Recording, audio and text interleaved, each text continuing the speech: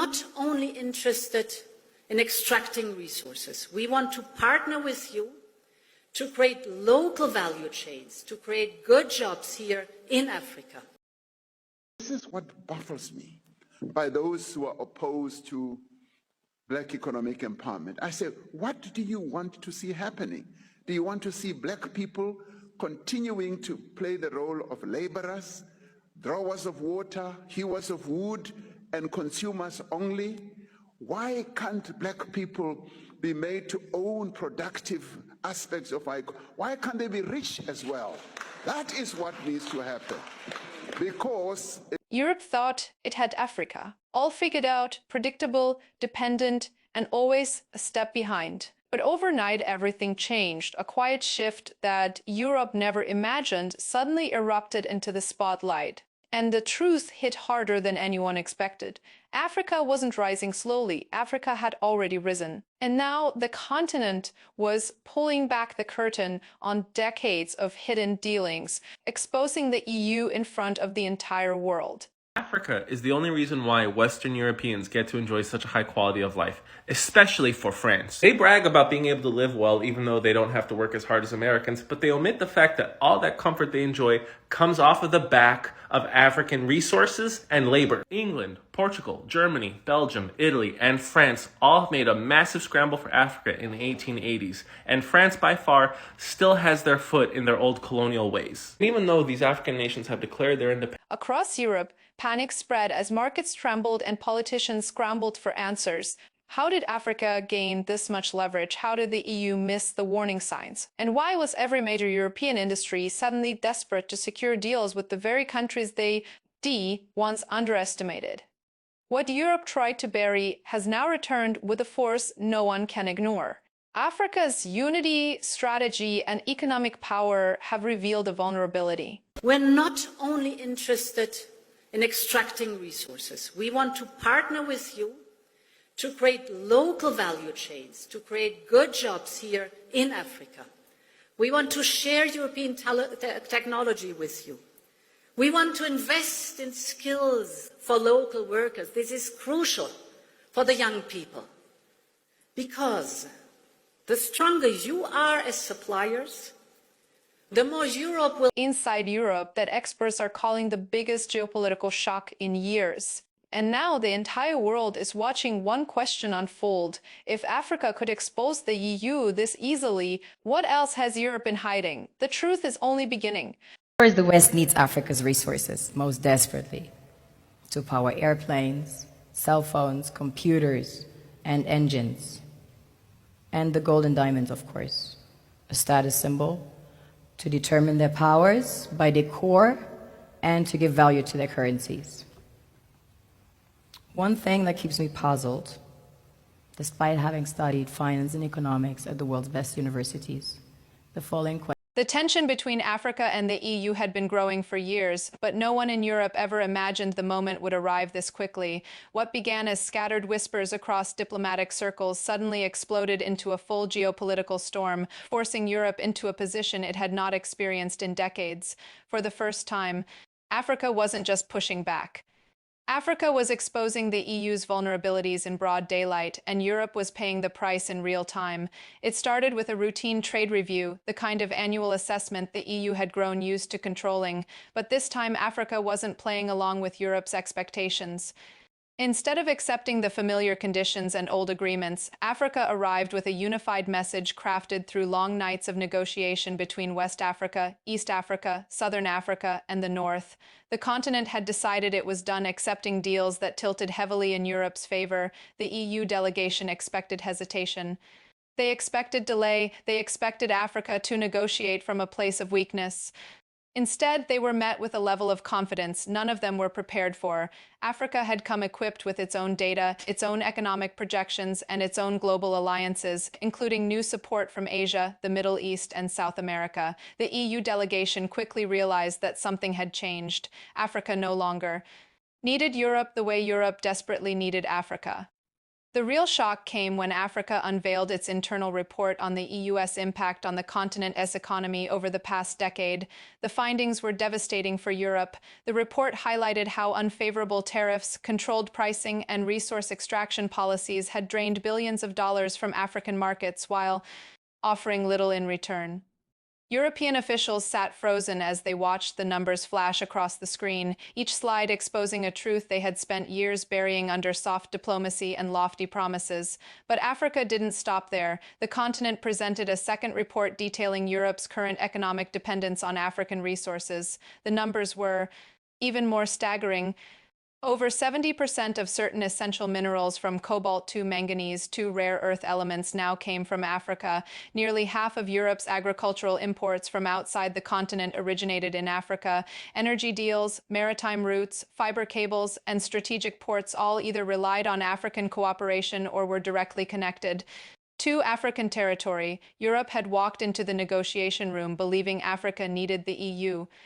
What they didn't expect was the revelation that Europe needed Africa even more. As the hours passed, Africa began revealing information that had been quietly gathered over the previous 3 years: evidence of EU-backed price suppression schemes, documentation of political interference disguised as development aid, records of strategic land purchases by European companies that violated both trade agreements and local sovereignty. The EU delegation had no response, only alarm spreading across their faces.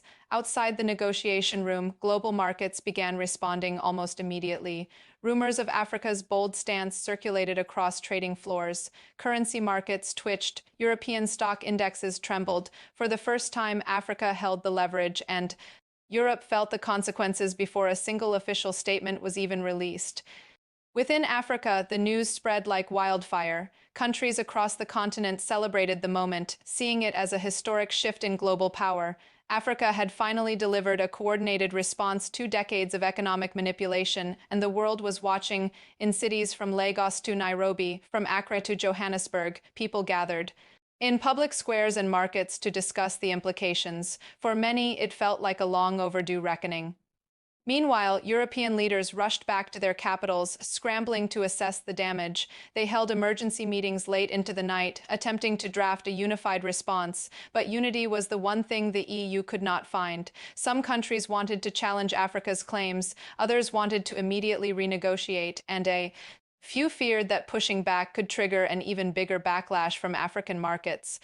Behind closed doors, high-ranking officials whispered a truth they refused to admit publicly. The EU had underestimated Africa. They had believed the continent would remain dependent, disorganized, and divided. But Africa had done what Europe never expected. It had consolidated power, strengthened regional alliances, and built a unified economic strategy that no foreign bloc could easily penetrate. As Europe scrambled, Africa executed its next move.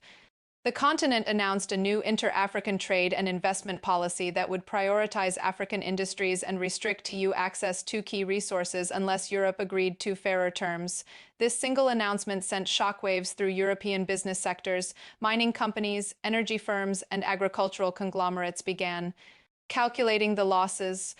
Many realized they could no longer secure raw materials at the prices they had grown accustomed to. Suddenly, Europe was not the one dictating economic terms. Europe was now reacting, adjusting, and negotiating from a place of vulnerability.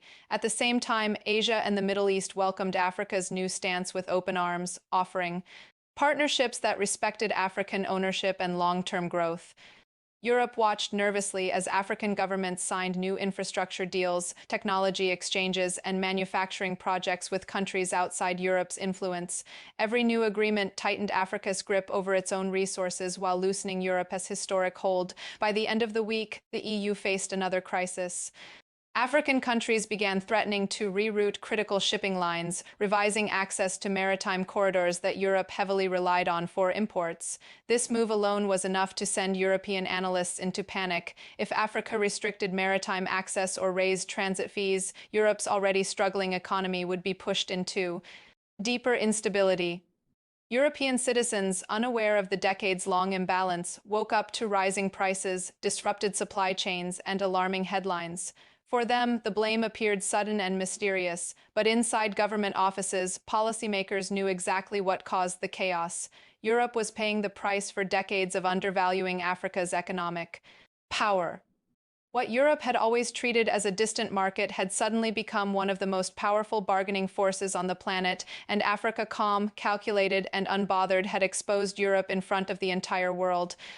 The aftermath of Africa's bold exposure of the EU rippled far beyond the initial diplomatic meeting. What began as a confrontation behind closed doors evolved into a global reckoning, forcing governments, corporations, and entire economies to choose sides. Europe attempted to present a calm front, insisting that everything was under control, but beneath the surface, the panic was unmistakable. Inside Brussels, policymakers launched a desperate internal investigation into how Africa managed to uncover so much sensitive information.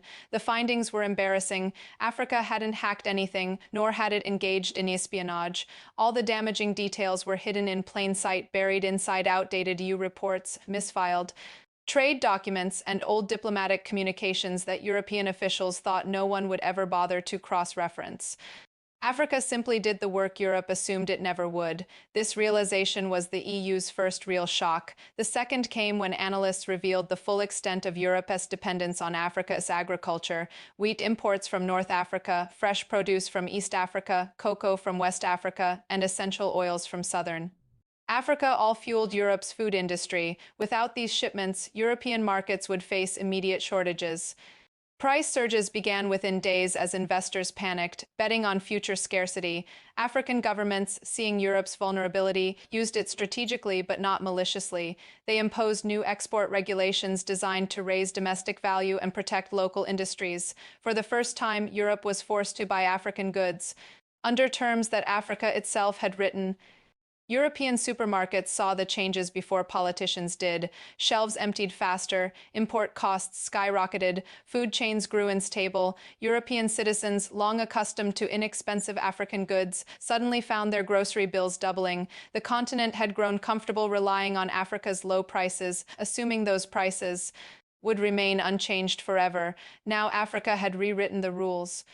What Europe didn't expect, however, was the unity with which African countries enforced these changes. West Africa refused to sign individual deals. East Africa coordinated its maritime policies. North Africa reviewed its energy exports. Southern Africa tightened its mineral supply routes. Europe was caught off guard by the level of inter-African coordination, which made it impossible to pressure or isolate individual countries. Meanwhile, Africa began revealing another set of documents, this time to the global media. Reports detailing Europe's historical manipulation of African commodity prices were shared with international journalists. Evidence of secretive deals that pushed African farmers into losses while European traders made enormous profits quickly went public. Videos, graphs, and testimonies spread across news channels and social platforms. Europe, facing mounting public scrutiny, struggled to explain decades of economic exploitation that had been conveniently concealed under terms like partnership and development support. The pressure grew even heavier when African youth, empowered by the revelations, launched an international digital campaign calling out Europe's unfair trade practices.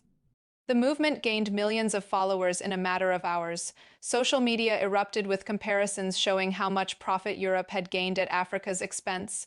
The world was watching, and the narrative was no longer controlled by European news outlets. Inside Europe, political divisions widened. Some leaders wanted to negotiate immediately with Africa, offering revised tariffs and fairer agreements. Others refused to concede, insisting Europe could find alternative partners. But this hope quickly collapsed when analysts presented the reality. No other continent could replace Africa's resource supply without causing catastrophic delays and extreme costs. Europe's dependence wasn't just economic, it was structural. African ports handled key shipping lanes that connected Europe to Asia. African energy corridors supplied gas and oil that powered European industries. African minerals fed Europe's factories, car manufacturers, and technology sectors. Without Africa, Europe was at risk of slipping into an industrial decline that could take decades to reverse. While Europe struggled, Africa pushed forward with a bold vision. The continent announced a massive new economic framework designed to integrate African markets and reduce foreign dependencies. Manufacturing hubs were being set up across Central Africa. Green energy projects were expanding in North Africa. Technology partnerships with Asia accelerated rapidly. Africa was no longer waiting for Europe to modernize its relationship. It was building a future without Europe at the center. What shocked Europe the most was the international reaction. Countries in Asia, the Middle East, and South America openly supported Africa's new strategy. Many applauded the continent for standing against decades of trade imbalance. International banks and investment firms began shifting their focus from European markets to emerging African industries. Money flowed into African infrastructure projects at a pace Europe had never seen before. Investors saw Africa as the next global powerhouse, and Europe as a region struggling to keep up. As Africa rose, Europe found itself grappling with a crisis of identity. For centuries, Europe positioned itself as the world standard economically, culturally, and politically, but now the continent was forced to acknowledge that its influence was shrinking. Africa's exposure of Europe wasn't just about trade. It revealed a deeper truth that Europe had refused to accept. The world had changed, and Africa was no longer playing the role Europe assigned to it. European citizens began to question their leaders. Why had Europe underestimated Africa for so long? Why had they treated African economies as inferior? Why had Europe refused to modernize its relationships until it was too late? Protests erupted in major cities demanding transparency about the true cost of Europe's trade practices. Young Europeans criticized their government's outdated attitudes toward Africa, pointing out that the continent had evolved while Europe remained stuck in old political narratives. Africa, watching all this unfold, maintained a steady and unbothered position. The continent wasn't seeking revenge. It wasn't trying to humiliate Europe. It was simply demanding fairness, something Europe had resisted for decades. With each new African policy, Europe's reliance grew more obvious. With each public revelation, Europe's credibility weakened. In the middle of this storm, one reality became clear to every international observer. Africa had finally claimed its global voice, not through force, not through chaos, but through unshakable unity and undeniable economic power. Europe had spent decades assuming Africa would remain silent, but Africa had broken the silence. Africa had exposed the truth, and Europe, unprepared and overwhelmed, was paying the price.